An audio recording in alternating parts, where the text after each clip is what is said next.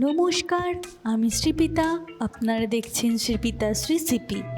আজকের recipe onion pakora বা পেঁয়াজি। চলুন তাহলে বানিয়ে নেওয়া যাক।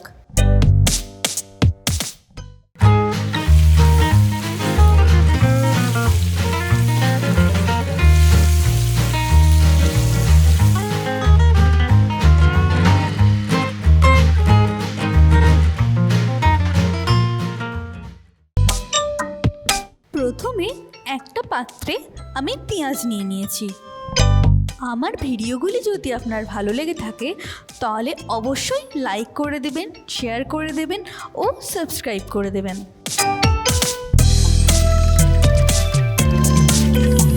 তারপরে কাঁচা লঙ্কা দিয়ে দিলাম,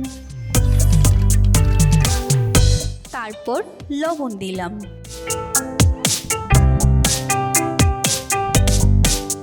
তারপর দিলাম হলুদ, সব শেষে বেসন দিয়ে দিলাম। সব কিছুর পরিমাণ ডেসক্রিপশন বক্সে দেওয়া আছে। সব কিছু দিয়ে খুব ভালোভাবে মেখে নেব। এটা মাখতে আমার একটু জলের প্রয়োজন হয়নি। আপনারা চাইলে একটু জল দিতে পারেন। জল যেন বেশি না হয়ে যায়। যদি 3 চামচ বেসন নেন তবে হাফ চামচ জল দেবেন। যদি পারেন এর উপরে আরও একটু পেঁয়াজ দিয়ে দিতে পারেন। মাখা হয়ে গেছে, এবার আমি ভেজে নেব।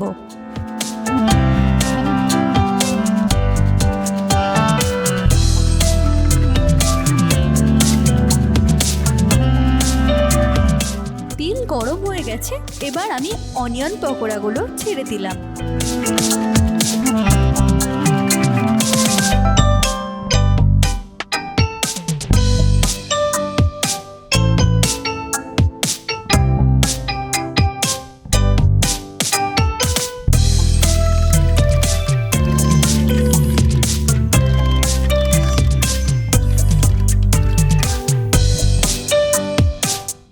অনিয়ন পকোড়াগুলো হয়ে গেছে।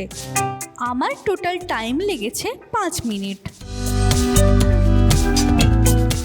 গরম গরম পরিবেশন করে নেব।